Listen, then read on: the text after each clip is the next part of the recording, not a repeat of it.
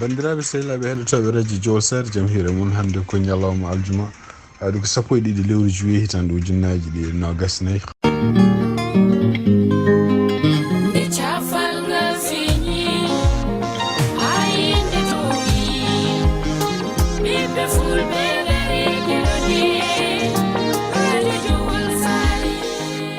bandiraɓe sehilaɓe heɗotoɓe radio Juillet sar habaruji men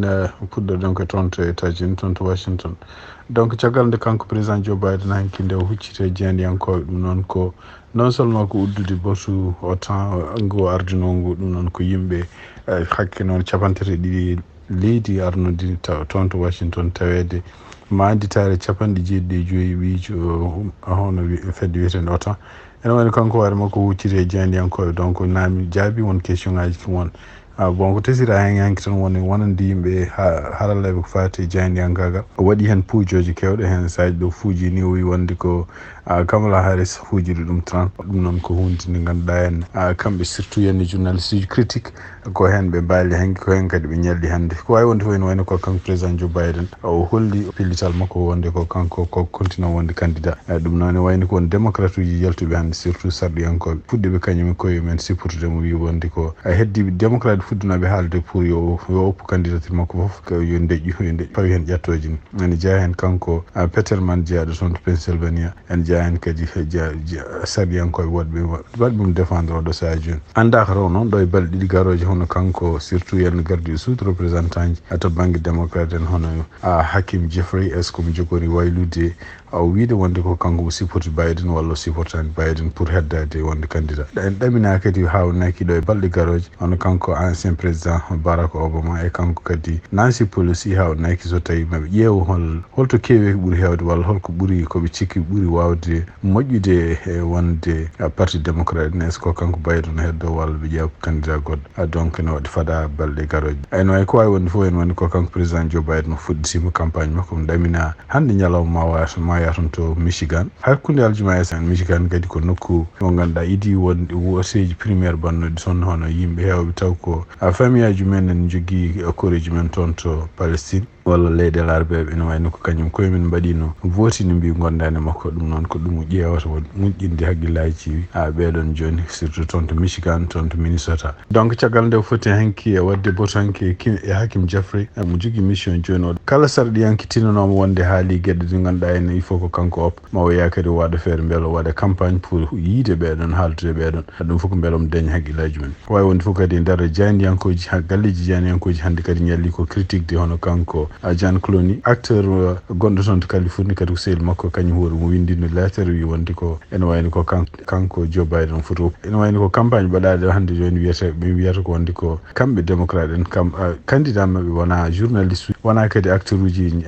ballataɓe pour ƴeftude hol gonno candidat mabɓe kanko Kamala Harris kadi kanko ne hoore makko o fuɗɗimande campagne pour supportude Joe Biden donc en ɗaminata hawnaki kanko Joe Biden ma o continue wawde jogade courage e nder sondage uji jaltuɗi noon en hollama kadi hono kanko président Joe Biden e wayno ko débat makko ñanden hakkude makko e Donald Trump ala ko wayli no feewi ko fate toɓɓe hakkude makko e Donald Trump wonto ɓuuri Donald Trump wonto ɓuuri kono ko ɓuuri hewde toɓɓe ɗe fof so ndendinama ene wayno ko dekki 46 ɗum noon ko sibabude candidat ji indépendant ji gonɗi ɗon hande toon to États-Unis toon to New Mexico hono kanko Alec Baldwin ɗum noon ko acteur gandaɗo e film uji Hollywood o ñawore makko hande wonnode wonde toon nde ne wayno biyeteɗo juge Mary Marlowe Soma ene wayno wawi werlade hande ñawore nde wiide wonde ko ñawore nde en hono kamɓe procureur ji laamuɓe ne wayno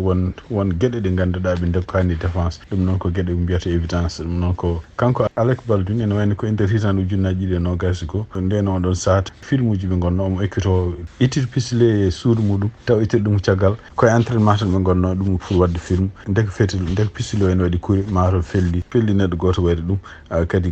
gañi directeur oɗon film ɗum noon ne wayno takkanoma oɗon saha wiya wonde ko kanko ko pelluɗo ɗum noon ɗum fonno sokkede duuɓi kewɗi wawi wonde fof ene wayno ko caggal nde ñawore nde e surtout kamɓe défense mabɓe nde kaali mbi wonde ko procureur won gueɗe ɗe joguiɗe ganduɗa hollani ɓe kamɓe défense makko kanko Alec Baldwin ɗum noon ne wayno juge o caggal muɗum caggal nde e wi wonde juruji ɗi ko galluji men kanko waɗa makko nde fuɗɗi haaldude e yimɓe défense procureur wi wonde ko ñawore nde wona ñawore fonde continti en wayno ñawore nde o dartini ɗum hannde firti wonde ko ñawore kanko Alec Baldwin toon to New Mexico ko fate ko takka wonde o felli oɗo o waɗi ɗum ko en wayno ko hankkadi wonta artirede pour ñaawe toon to Palestine hakkude guerre gonɗo hakkude Israël e Hamas nanodiral ɗaminanogal wawi jaɓede kamɓe haaldanoɓe délégation ngaji Israël délégation ngaji Amérique e délégation ngaji leyɗe arabe wonnoɓe toon to Qatar en wayno ko hannde kanko Benjamin Netanyahu kadi o wawi kadi kanko hoore makko waylude won gueɗe ɗe ganduɗa ne goni e ngal ɗon nanodiral ngal ɗon nanodiral en wayno ko aduna wiyanom wonde ko so tawi yimɓe nangaɓe ne gartire kamɓe fof ɓe mbawi artude toon to Palestine kono en wayno hannde o wi wonde ko ala fof mo yiiɗi yiide so tawi ko yimɓe joguiɓe perlaji taw ko yimɓe Palestine naɓe surtout wonde Hamas walla bawɗo wonde fof taw ne goni toon to Gaza ɗum ɗon kadi ko hunde nde ganduɗa en ɗamina kadi ma bonnu kadi haaluji ɗi walla négociation ngaji gonnoɗe hakkude kamɓe ɗiɗon délégation ngaji wonande sibabude kanko hoore makko kadi wonko ɓeydi hen joni walla wonko salti hen ko gueɗe ɗe jaɓodirnoɗe wawi wonde fof en wayno ko Hamas wonko jamno en wayno ko oɗon saji ɗamino ko wonde ko hande hawnaki hande ɗoɓe jarata ɗo henne ma fof signine hakkude maɓɓe pour jayngol deeƴo toon to Gaza kono noon e nder konnguɗi cakkiti hono kanko Benjamin Netanyahu o wi kadi en oɗo saha joni o yiiɗi ko kala neɗɗo mo ganduɗa en woni toon to Gaza tawana joguiɗo fetel toon to Kenya hande ne wayno ko seppoji nan toon kadi jiyama hande ɗum noon ko étudiant ji oɗo saha joni goni seppude kono noon ko tina wonde ko kanko gardiɗo leydi ndi William Ruto o wawi kanko hoore makko samminde gouvernement makko ko ɗum noon ko sababude kadi seppoji bannuɗe toon dumunu ɓennuɗo e tawde seppoji ɗi adduna ɗum ko wonde ko oɗon gouvernement en wonko wino yo ɓeyde ko fati impôt ji ɗi kadi impôt ji ɗi nawa toon to assemblée nationale wota kanko fof noon signi ɗum kono noon en wayno ko yimɓe leydi ndi beltanoki hen ɗum waɗi seppoji waɗi ha yimɓe heɓe maayi hen ko wawi wonde fof en wayno deeƴinoɗe balɗe ɓennuɗe hay sinde ko leydi ndi fof woni koye couvre-feu en wayno ko ari hande kadi o wi wonde ko kala yimɓe wonnoɓe gouvernement makko yetti ɗum tugnade noon e won yimɓe surtout yenne joguiɓe business aji biyeteɗo Patrick Mousso o wi ko ministre uji gonɗi gouvernement makko ɗi kanko William Ruto ko ɓuuri hen hewde ko yimɓe ɓe ganduɗa ko yendeteɓe ko yimɓe kadi joguiɓe jikkuji ɗi mbawa wallude leydi ndi donc en wayno ko yimɓe hewɓe kadi ne waytotono sibabude kamɓe ministre uji gonɓe gouvernement makko kanko William Ruto ko yimɓe ɓe ganduɗa hen gona mbaɗata ligguey mumen kadi ɗum woni ko ɓeydan caɗele leydi surtout e nder konngol makko kanko Joseph Ndugungu ɗum kadi ko suko goto Kenya o wi ko ene wawi eɓe ɗamini hawnaki gouvernement kesso so waɗama oɗon gouvernement kadi ma waɗ yimɓe gonguiranteɓe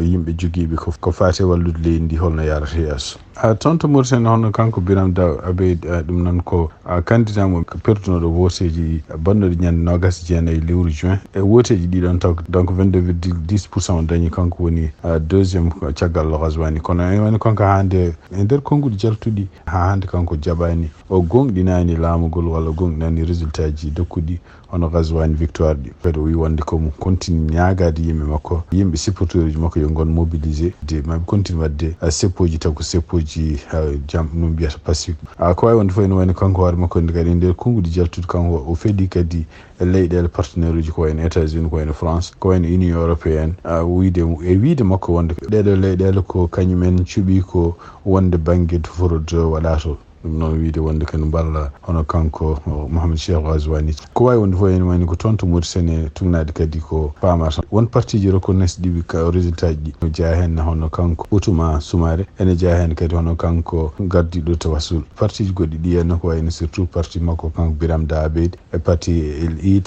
ɓeɗo fof reconnaissance ani résultat ji yiyanoma ɗeɗo balɗe kadi hono kanko goto e yimɓe jeeneɓe direction makko kanko yiiden yanna ni critique o hono Biram Da Abeid surtout wiide wonde ko kañum hoore mum jaɓani arde batuji kamɓe opposition huccide konngol wiide wonde ken woni ene jaaɓi haaldede ɗum noon ene woni ouvert pour dialogue ko wawi wonde fof ene wayno ko woteji ɗi henna mbaɗino nangganoɓe kono noon e ñande altine ɓen ɗo hono kanko ministre de l'intérieur o yamirino wonde ko kala nanggaɓe sibabude woteji ɗi henna yo goppe ha heddo yimɓe taw ko yimɓe jeyaka e leydi hen habruji men cakitorɗen ko toon to Nigéria ene wayno ko en ken ko famɗi fof 16 élève maayi toon hannde to Nigéria ɗum noon ko caggal nde école mo ɓe gonno Allah ɓe gonno koye wadde examen ji école o ene wayno ko école o yani tugnade kadi habaruji ɗum toon tugnade kadi e journaliste jeeyaɗo reporter ko agence France de presse o yi wonde ko o yi hakke ɓalli joyi toon morgo e nder hôpital o yi kadi yimɓe 11 neɗɗo ɗum kadi ko banggue goɗɗo hôpital goɗɗo o wi ɓeɗo foof ene jogui tenue ji taw ko tenue ji école oɗo école mo mbiyaɗo yani donc ene wona 16 élève maayi toon donc caggal nde huɓere nde heeli yen e mabɓe ko famɗi fof ene wona 16 étudiant maayi toon hannde ɗum noon ko aljuma hannde toon to Nigéria.